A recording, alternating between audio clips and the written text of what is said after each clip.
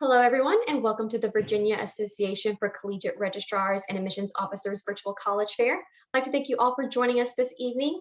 Just a few housekeeping items before we do get started. There's a Q&A button located at the bottom of your screen, which you can use to ask questions to our presenters at any time. And if you do have a question for a specific college, be sure to mention that college within your question.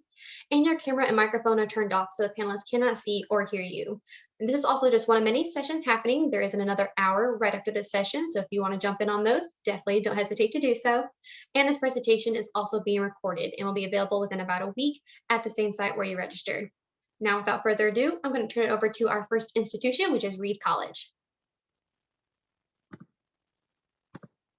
Thank you so much, everybody. My name is Tim Howe. I'm an assistant dean of admission at Reed College in Portland, Oregon. I'm really glad to be here today. A little bit about Reed, kind of breaking down the basics. We are in the center of Portland, Oregon, about 15 minutes from downtown on a bike or a bus. If you've never been to Portland, it's split by a river and it's really forested, beautiful area. We're known for our bike culture. We have about 300 miles of bike roads throughout the Portland metro area that will get you all the way to the coast and almost all the way to Mount Hood. We're also known for our food carts. We have the most food carts per capita in the world. So if you want to ask me about where to eat in Portland, I will definitely help you with that. My favorite part about Portland, however, is your ability to get out of it. Once you leave Portland, you're kind of in the middle of nowhere. You're either at the you're either at Mount Hood National Forest, where we have a ski cabin on the middle of Mount Hood for our students and our staff and our faculty. Parents aren't allowed, sorry, parents. Or you're at the Oregon coast, or you're at the Columbia River Gorge. So it's really easy to access the outdoors as well. Here at here at Reed, we are absolutely focused on collaboration, not just between our peers and our students, but between disciplines as well. We really focus on the breadth of disciplines before you jump into that depth in your junior or your senior year. So from the very beginning, you're going to have an advisor who's there to help you kind of figure out the interdisciplinary connections between all of the different classes you will be taking, and you will be exploring the entire breadth of humanities, social sciences, and STEM courses that we offer as well. The way I like to look at a liberal arts degree, because that's what we are, is a liberal arts school, is not unlike a snow globe that you hold in your hand. And the little house in the middle is that problem or that challenge that you're trying to solve. And the more you move it around your hand, the more you're going to see it look and warp and feel different depending on who is holding it in what moment. And so while you're at Reed, you're going to be exploring the ways in which the truth can be somewhat malleable, and it can come with a lowercase t, depending on who is holding it, in what moment, in what space, in what time. Now my puppy is barking in the background, so my apologies. One of the cornerstones of the Reed experience is our thesis. Every student as a senior is going to walk away with a published piece of research that you write, you defend, and then ultimately you will publish. You get a couple different copies of this thesis. One is bound and published and goes into our thesis tower in our library. It's this big spiral staircase tower with thousands of theses since 1911. One is bound and goes home with you to do so with what you please. And then you take all of your copies. It's not really a copy. It's just all of the work that you've done throughout the entire year. On the last day of school, you'll pile it up. You'll get a crown of golden laurels, a physical crown. You'll be paraded through campus with a drum line. And then you take that and you burn it in a fire.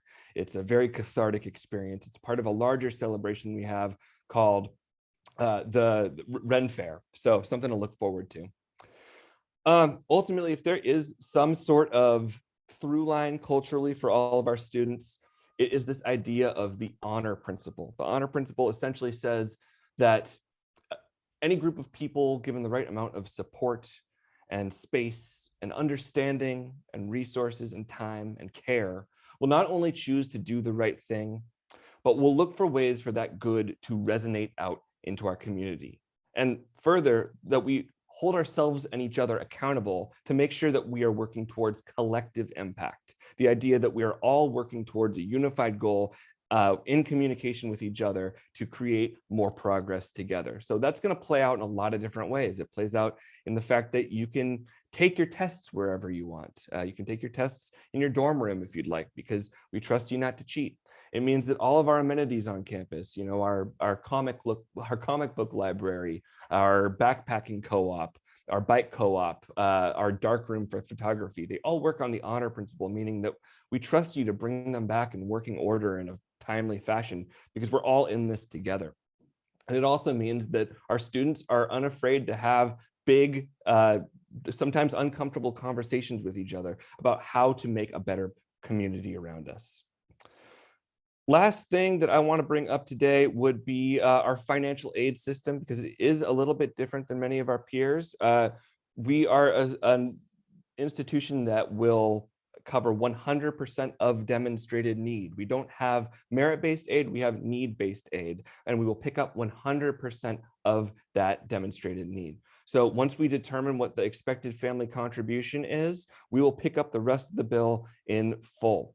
It has created a much more equitable process for our students, and in doing so, we have one of the most geographically diverse campuses in the entire country. 49 different states and 38 countries are represented in 1,400 students on our campus. Hopefully we can get some more Virginians in there in the future.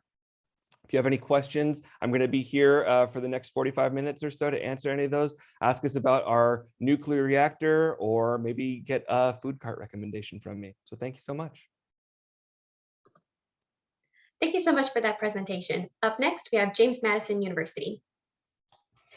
Thank you, Tim. That sounds awesome. I have always wanted to go to Portland, and now I really want to visit Reed. So all right, give me just a second. Can you all see my notes or anything? All right. You're all good, Jamie. Thanks. All right. Hi, everyone. Nice to meet you. My name is Jamie Didewick. I am a senior assistant director with James Madison University. We're located in Harrisonburg, Virginia. I am also a proud JMU alumni, so pardon any bias I have. I love this university so very much.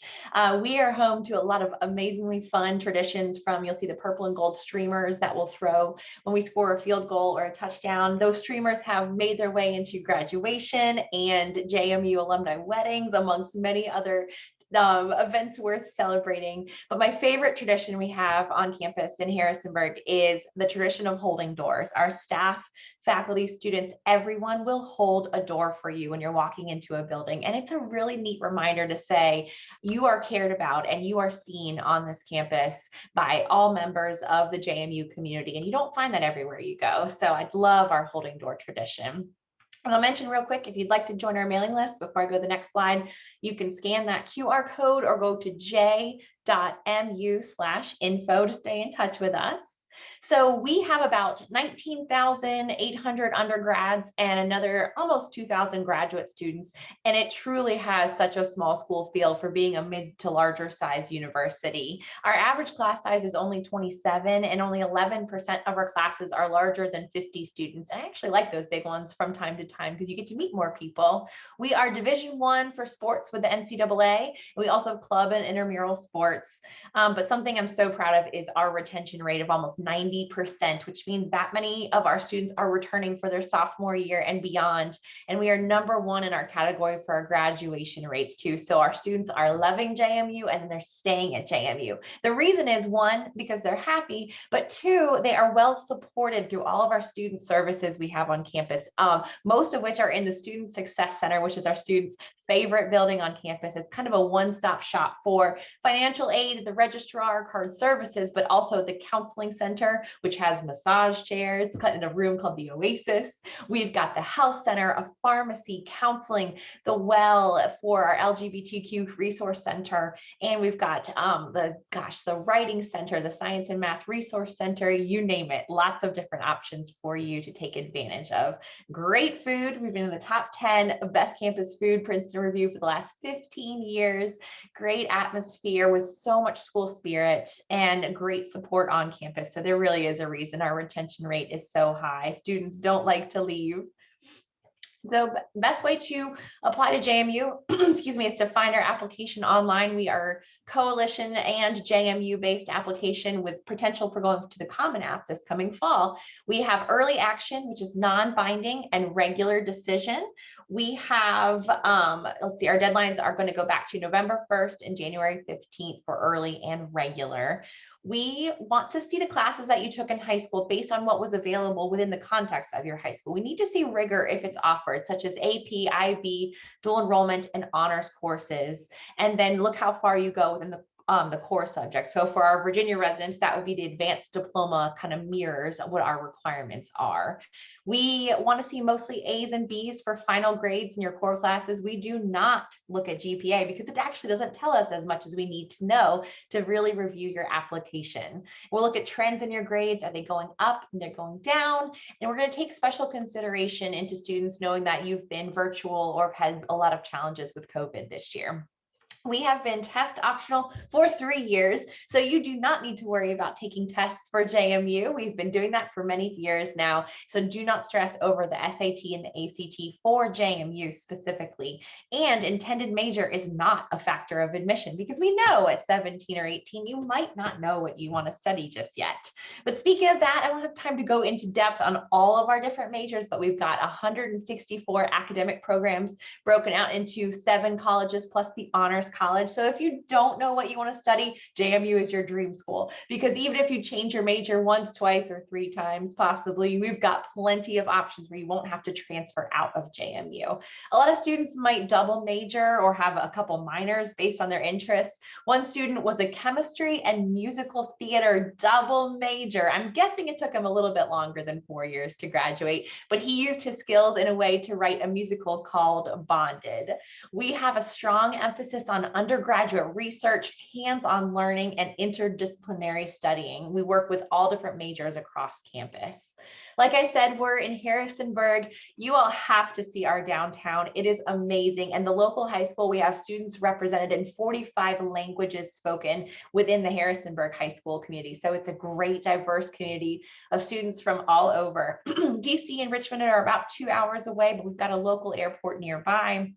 And if you love the outdoors, Harrisonburg is heaven because we've got all the essentials, Target, Chipotle, and a mall, but then you can drive right outside to campus to hike and bike in the Shenandoah Mountains, kayak on our rivers.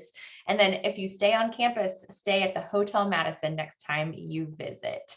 You can find your admissions counselor here. We are divided geographically by region, and then check out our visit website for our virtual and in-person visitation options and contact info there.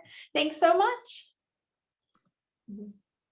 Thank you so much for that presentation. As a reminder to our participants, if you do have questions, we're here to answer them, so definitely don't hesitate to put that into the Q&A below. Up next, we have Paul Smith College. Hi, everyone. Can everyone hear me okay? So I'm going to share my screen. Okay, so I am going to pull this up now. Let's see here. Okay, just have to make that go away. Okay, so welcome to this presentation about Paul Smith College, about all these other great colleges. So my name is Nicole. I'm one of the assistant directors of admissions at Paul Smith's. Our motto is really, it's about the experience. We're really well known for our hands-on education and experiential learning. All right, so this is a little bit about our location. We are located right in the heart of the Adirondack State Park in New York State.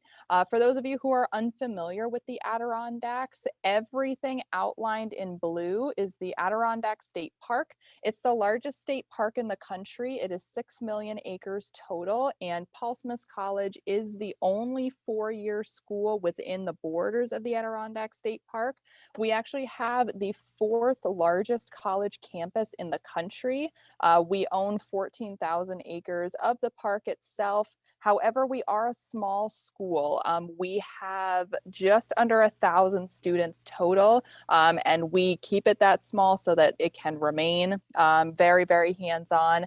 We're surrounded by 2,000 miles of hiking trails, 3,000 pond, lake, and stream systems. And if you can see my background here, this is a picture of campus, and this is the lake that we're located on.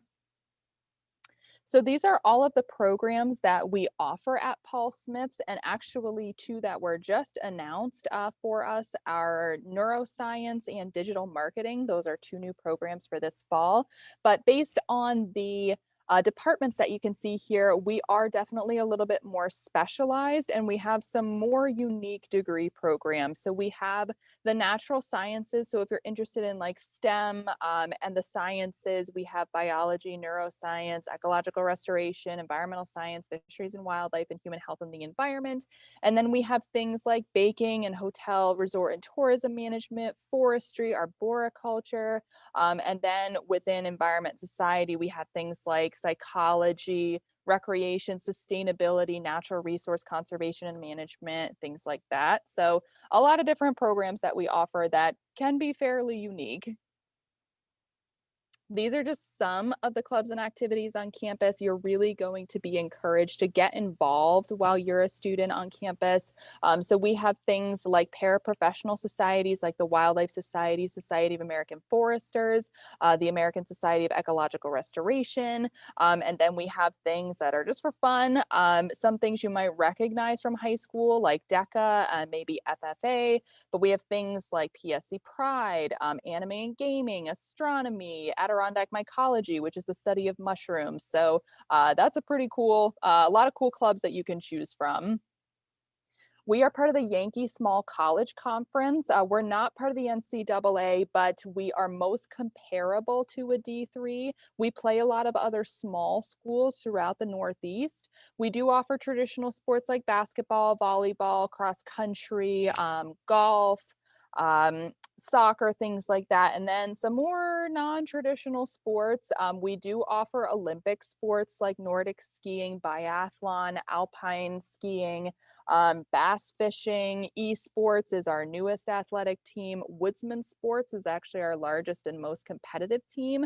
And for anyone who hasn't heard of Woodsman Sports, it's also called timber sports. So that's like tree climbing, axe throwing, log chopping, things like that. So again, because of our unique location, a lot of unique sport opportunities as well. All right, for any seniors and rising juniors, we how you apply to Paul Smith's is you either apply via the Common App or the application on our website. It is free to apply. There's no application fee. We're on rolling admission, so there's no specific application deadline. We do offer early action, but that's not binding to Paul Smith's. If you get in, you don't necessarily have to come. We are test blind, so we actually don't consider SAT or ACT scores at all. Even if you send them in, they are not considered within your admissions application. We don't require a letter of recommendation or essay, but they are encouraged. This is again where you can find the application on our website. This is a little bit regarding financial aid. Our total sticker price is right around $44,500 per year. We are a private school in New York State. No one pays that sticker price. I have never, ever seen anyone pay full price to come to Paul Smith's. We do offer merit scholarships ranging from $10,000 to $19,000 per year. And if you are accepted to Paul Smith's, you are guaranteed a minimum merit scholarship of $10,000. We do the FAFSA. We utilize only the FAFSA for consideration for eligibility of financial aid, and 98% of our students do receive some form of financial aid from Paul Smith's. All right, again, this is just a little bit more information of our location relative to other areas within New York State. We are about 2 hours from, or really an hour and a half from the Canadian border, about 5.5 hours from New York City. This is just some of the information about events that we are offering on campus. So we are doing in-person visits Monday through Friday, and we do have virtual visits as well. And then this is where you can find us on social media and our contact information. But thank you everyone for attending. I'll put my information in the chat. Thank you very much for that presentation. Up next, we have Duke Kunshan University. Alrighty, thank you. Okay, so my name is Emily Groovy, and I am one of the global recruitment officers at Duke Kunshan University, which is a joint venture institution that Duke University here in North Carolina opened up in Kunshan, China. Before I get started though, I do want to point out that on every slide there is a QR code, and this will directly lead you to our virtual events webpage, which has virtual campus tours led by current students, as well as virtual information sessions led by myself and other members of our admissions team. And those, of course, are a little bit longer than 6 minutes, so they give you a little bit more information than what I'm going to provide here. So I highly recommend that you check that out. But again, that QR code will be on every slide. So DKU is a pretty new institution. We opened in 2013 with our graduate programs, but we actually just started bringing in undergrads a few years ago. So we currently have freshmen, sophomores, and juniors on campus. All classes are taught in English, and students do spend most of their time in China. However, they have the opportunity to spend a semester at Duke in North Carolina as well. And then when you graduate, you actually get degrees from both Duke University, which of course is accredited here in the US, and Duke Kunshan University, which is accredited in China.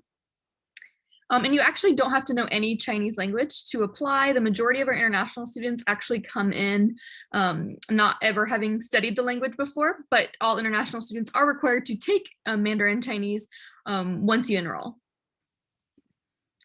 So you may never have heard of Kunshan before. It is considered to be a small city by Chinese standards, and I use air quotes because it's still about 2 million people, so there's a lot going on. Plus, it's only about 20 minutes via high-speed train from Shanghai and Suzhou, which are two huge cities. Shanghai, of course, is one of the biggest cities in the world, and Suzhou is about the population of New York City.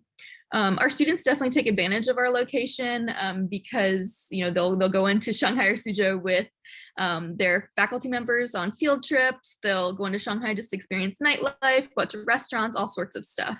Plus, Kunshan is itself a really cool city and a hub for high-tech research and manufacturing.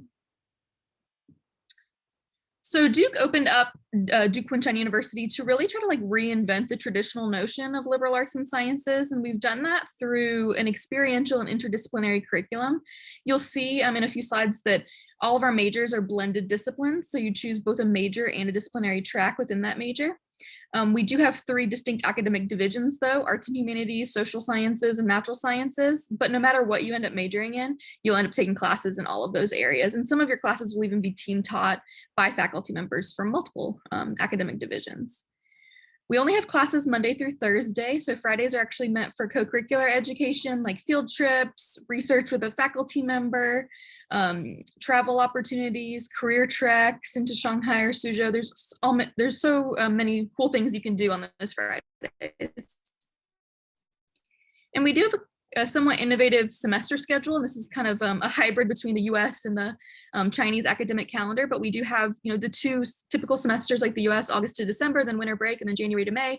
However, each semester is split into 2 7-week sessions, so you're only taking 2 to 3 classes at a time. You also get quite a few breaks throughout the sessions, many Chinese holidays off, and our students take advantage of those breaks to travel around China and the rest of Asia as well. I mentioned that we're a pretty new institution, but even though we only have had undergrads for 3 years now, they've already started over 65 student organizations and clubs that range from Model UN to club sports to an LGBT group to cooking club, all sorts of things. And there's a lot of support for starting new organizations as well. So as a reminder, all of our classes are taught in English. We have a very small student body, only a 7-to-1 student faculty ratio. So there's just a lot of focus on mentorship between faculty members and students. We also have complete academic freedom. I like to point this out because I know a lot of people think of censorship when they think of China, but as a joint venture institution, we really are allowed to talk about what we want in the classroom and do research on what we want as well. And websites that are typically blocked in China, like Facebook and Google, are not blocked on our campus. We have free and open internet. And again, that's a special privilege given to us as a joint venture institution. But our students and staff also have VPNs on their computers and phones and tablets. So even when you're off campus, you have access to all the websites that you'd have access to in the US, including Duke's digital library resources. Here's our majors. I'm not going to spend too much time on this, but just so you kind of get a glimpse into how we're set up, the underlined terms are the actual major names, and then the hollow bullet points underneath are the individual disciplinary tracks that you choose. You don't actually declare a major till the end of your sophomore year, so you have plenty of time to take exploratory coursework and figure out kind of what you want to do. And even once you know what you want to do, about a third of our courses are electives, so there's a lot of room in your schedule for that too. We currently have students representing over 50 nationalities from 6 continents, and we're looking forward to increasing that number with our incoming class as well. And I mean, I'm totally biased, but I do think that they're some of the most impressive students that I've ever met. Oh, and I do also like to add that we are the only LEED certified campus in China. So we really have built our entire campus with sustainability in mind. We are on the Common App. It is a free application. All students who apply are automatically considered for scholarships and financial aid. We do have 2 application rounds, which you'll see here. If you're also considering applying to Duke, I do want to point out that we do have a checkbox option from Duke's application too, but note that Duke does charge an application fee, and we don't care how we get your application. So through Common App, through our direct Common App or Duke's is totally fine. Alrighty, thank you so much. Again, scan for our campus tours and info sessions, and I'll also put my email in the chat below. Thank you. Thank you so much for your presentation. As a final reminder to our participants, if you do have questions, drop those into the Q&A below. Up next, we have the University of Akron.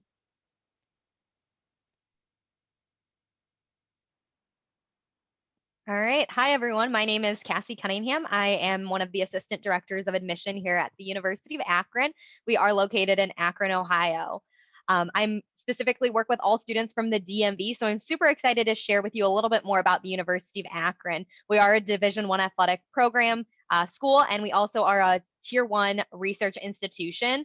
We have over 17,000 students on our campus, and we are approximately about 5.5 hours away from the greater DC area and about 7 hours away from the greater Richmond area. Our students choose to attend the University of Akron for a lot of different reasons. First, we offer outstanding academic programs. We have over 200 different majors to choose from, and within those programs, we provide our students with a ton of real-world experiences through research, internships, co-ops, clinical rotations, student teaching, and more. We also have a beautiful and safe campus here in the city of Akron. Our campus has over 80 buildings and it spans for about 218 acres, but it only takes 15 minutes to walk from one side of campus to the other. We also offer our students over 340 different ways to get involved, ranging from esports to sorority and fraternity life to undergraduate student government to our own TV and radio station on campus. There really is something for everyone here at the University of Akron. I had mentioned earlier, we are a Division I athletic program and we participate in the Mid-American Conference, or the MAC. And the city of Akron is actually the 5th largest city in Ohio. So there's plenty of benefits, both being personally and professionally, by residing and going to school in Akron. We have a plethora of Fortune 500 companies located in downtown Akron, and we also have a ton of metro parks within walking distance of campus for students to hike, bike, walk, kayak, canoe, and just enjoy nature. There are also a ton of really great restaurants and activities constantly available to our students in the Akron area. Like I mentioned earlier, we do offer over 200 different programs to choose from here at the University of Akron. And I have listed here a few of the popular programs that we offer to our students. Our average class size at the University of Akron is between about 25 and 30 students, with 95% of our classes having less than 50 students. For a full list of our academic programs, you can go to uakron.edu/academics. In terms of the application process, you can submit your application either via the Common App or our application on the website.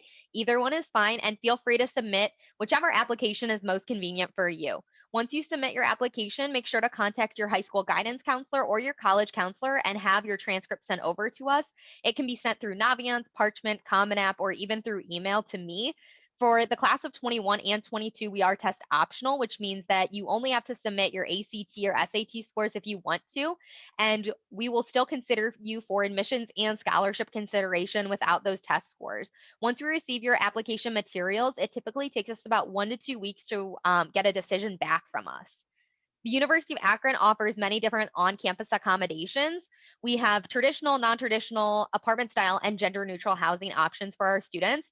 Regardless of the style of residence hall that you select to live in with us at UA, all of the amenities listed on the right-hand side come standard. So all of our residence halls have high-speed internet, cable TV, central air conditioning, and free laundry services. Additionally, at the University of Akron, students not only get to select the specific residence hall they want to live in, but they also get to select the specific room within that hall. Our Personalize Your Experience self-selection process allows students to review all of the on-campus vacancies starting in mid to late May, and then they can go in and reserve the specific room and the roommate that they'd like to live in and with. We recently announced that we are reducing our residence hall rates up to 30%, saving students who wish to live on campus about $2,500 a year. For video tours and accommodation videos and images and things like that, you can go to uakron.edu/reslife.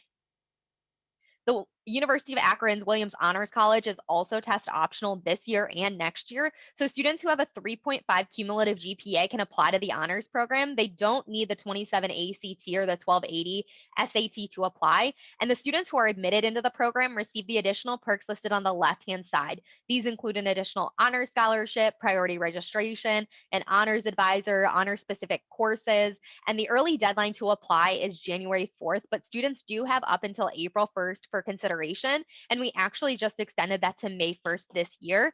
And approximately 14% of our incoming 2019 freshman class were admitted into the honors program. And this was based off of their academic credentials, an essay, list of activities, honors, awards, and achievements. And this is a separate application compared to the normal admissions application. We offer a ton of different programs that makes the University of Akron super affordable to you. Our Akron Guarantee Scholarship is automatically awarded to students who maintain a 3.0 cumulative GPA upon admission. There's nothing you need to do if you have a 3.0 to be able to receive this scholarship. I'm going to talk about this scholarship a little bit more on the next slide, but as a non-Ohio resident with a 3.0 cumulative GPA, upon admission, you will also be receiving our Akron Advantage Scholarship, and this helps close the gap between our in-state and out-of-state tuition, and the scholarship is valued at $3,000 and is renewable. So once students apply and are admitted, they can apply for additional scholarships here through the University of Akron, but those two first ones are automatic. So again, this is automatic scholarship for students regardless of where they live, the Akron Guarantee with a 3.0 cumulative GPA or better. The initial award ranges anywhere from about $1,000 up to $7,500. And not only is this scholarship renewable, we are also going to include automatic upgrades after 30, 60, and 90 credit hours. So then we will upgrade that initial award by $500, $750, and then $1,000. Here we have our tuition and fee information for the 21-22 academic year. Just as a reminder, with a 3.0 cumulative GPA, you're automatically going to receive the Akron Advantage Award valued at $3,000. And then you're also receiving the Akron Guarantee anywhere from about $1,000 to $7,500. So the sticker price for an out-of-state student is between $24,000 and $27,000. We are offering in-person and virtual visits, so you can go to uakron.edu/visit to register for a visit. And then this is my contact information, so you can feel free to reach out to me if there's anything that I can do to help. Thank you so much for that presentation. Our final institution for this session is University of North Carolina at Charlotte.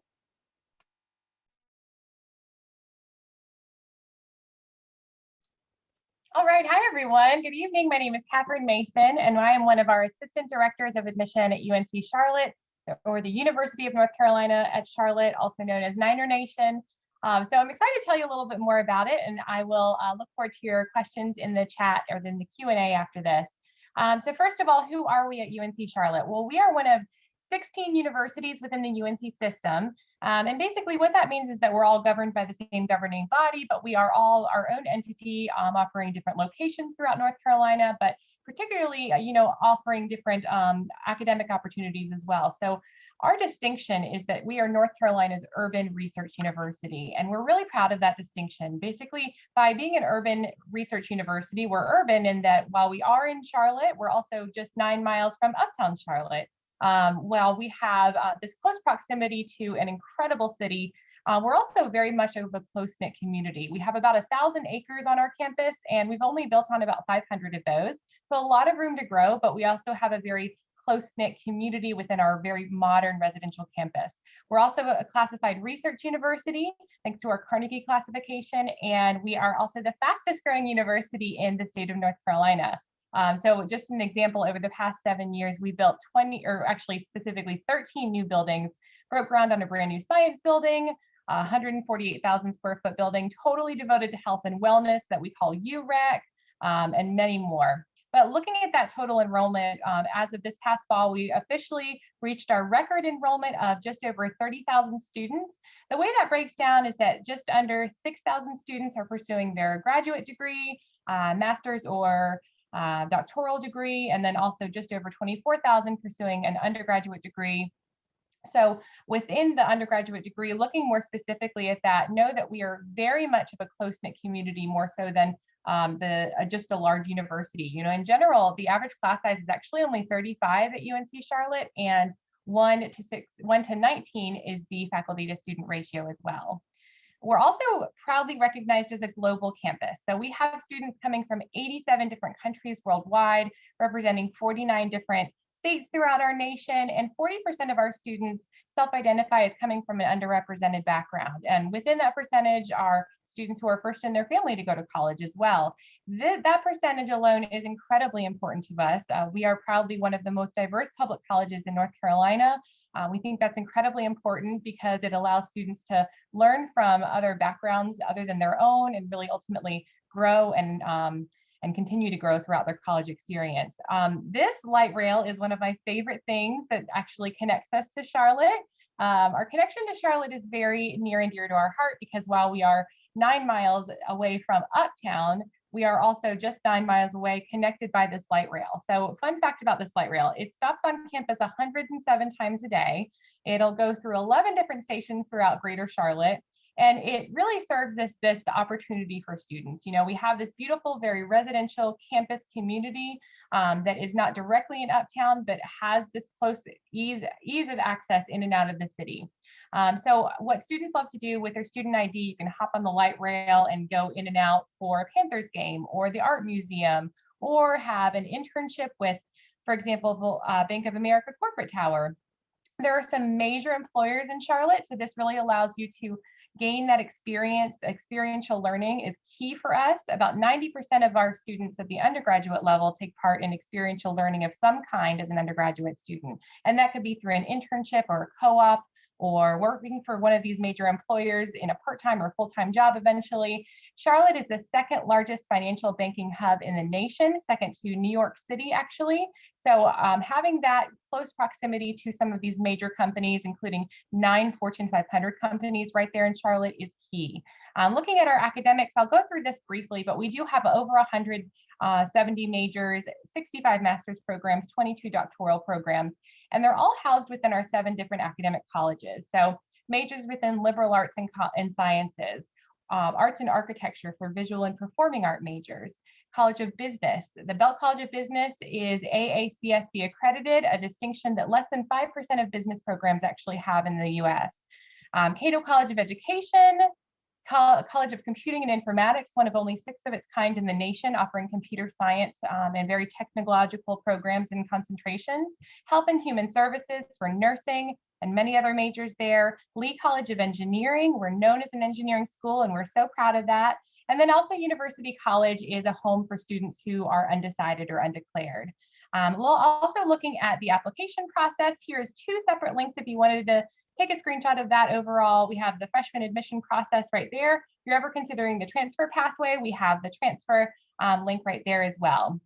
It's a good summary of this information right here for the application process. So a snapshot of what seniors have been required to submit this year: online application fee of $75. We also accept a variety of fee waivers, official high school transcript, and the essay. These other options down here, test scores, recommendation letters, personal statement, this year they've all been optional.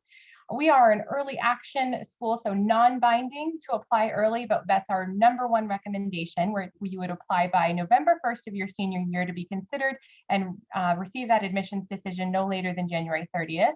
Regular decision is February 1. You'd receive that decision by April 1. After February 1, it's on a space available basis. This is a snapshot of the middle 50% of students accepted, of that range, weighted and unweighted, SATs as well. I will be in the background just kind of going over some of that, any additional information that you might want to know about. But one final thing just to learn a little bit more is this spring virtual open house coming up April 17th. Can't wait to see y'all there. You will register for your future 49er portal. So feel free to drop any questions you have in the chat. Thanks so much. Awesome. Thank you for that presentation. I'm going to invite my panelists to come back to answer a quick question for you guys, just to give you a little bit more information about their institutions. So we will be answering, what is your favorite event or tradition on campus? And we will start with Reed College. Yeah, so I already brought up the thesis parade, but I think that my favorite tradition on campus has to do with our Doyle Owl, which is our unofficial school mascot. Back in the 20s, we had some students walking through the neighborhood. They decided to take a large stone owl that they saw in the middle of the street back to campus. Ever since, it has been every club and student organization's effort to try and steal that owl from everyone else. So you might see an owl, the Doyle Owl, pop up on someone's Instagram down in Chile. You might see the Doyle Owl in the science building appearing out of the windows. And sometimes you might find cryptic messages throughout campus that say, meet, on the Great Lawn at 3 o'clock and try and take the owl from me. And you'll see a good old fashioned owl run. So the Doyle Owl is something that has been around for about 100 years, and I don't see it going away. James Madison. Mhm. Well, we talked about streamers and holding doors, but one of my other favorites is kind of an event and tradition all in one, and it's called 1787 orientation. That's the year James Madison wrote the Federalist Papers, but it's the year we say you're embarking on your new journey at JMU. So all of our incoming freshmen come to campus 5 days before classes even start for a sunup to sundown helping orientation program to kind of combat that homesickness and those nerves, help you meet so many new people, have fun, do have learning sessions and talks, and it's just an incredible experience that will really make JMU feel like you've made it home to your next home. Paul Smith's College. Yeah, so one of the coolest events I think we have on campus is it's our alumni/accepted student pancake breakfast. Paul Smith's, we actually have a maple syrup production and management minor. We do have our own sugaring operation. We have about 1,000 taps on campus. So we have a whole bunch of alumni come back to campus, and then we invite all of our accepted students. It's the day after Accepted Student Day. Obviously, this is in person and not happening this year, but we have all accepted students come join us for a pancake breakfast, and everybody uses Paul Smith syrup on their pancakes, and that's a lot of fun. Duke Kunshan. Yeah, so my favorite event in non-pandemic times is our admitted student weekend. So if you are admitted to Duke Kunshan University, we actually do bring you over to China for a quick trip. So you have the opportunity to see campus and sit in on some sample classes, meet current students, and really make the big decision of whether or not moving to China is the right fit for you and if DKU is the right fit for you. So that's something that I think really brings the whole campus together. University of Akron. My favorite tradition at the University of Akron is our wagon wheel challenge. Games with our rivals, Kent State, which is about 15 minutes down the road. When the University of Akron was founded, our founder, John R. Buchtel, was trying to find the perfect spot for his college, the University of Akron. And he was driving, or I guess using his wagon back and forth from Kent to Akron, trying to figure out which place was going to be that best spot. And during one of his travels, he lost his wagon wheel. And in the early 1900s, the Kent State dean of students ended up finding that wagon wheel, and they thought it was rightfully theirs. We think it's rightfully ours. So every time we play Kent State in any athletic game or competition, we always compete for the wagon wheel. So we keep a record of how many times we've won and how many times Kent has won, and we are leading that challenge at this time. In UNC Charlotte. Yeah, my favorite tradition at UNC Charlotte has got to be Gold Rush. Gold Rush is basically, you know, when you're a new student coming to UNC Charlotte or to any university, you're immediately thinking, how am I going to find my college fit? How am I going to find my college family, so to speak, my new friends, and also just get involved in all the things that you've been wanting to do. So Gold Rush is the most exciting way to really get to know our 400 plus student organizations, because they're all out ready to welcome you performing, but then also it's kind of a fun and friendly virtual fair, not virtual fair. Obviously I'm in this virtual world, so that comes out so easily, but in-person fair, college fair, and student club fair. It's so much fun, but it's a ton of energy, and it's a great way to get to know everybody. Wonderful. Well, thank you everyone for joining us this evening. When you close this window, there will be a link to a very quick 4-question survey, and we would appreciate any feedback you can give us. This is also just one of many sessions happening. There's additional hour just next hour, so definitely go out there and sign up for some more information sessions. And in about a week, you'll be able to find the sessions recording at the same site where you registered. Again, thank you for joining us, and have a great evening.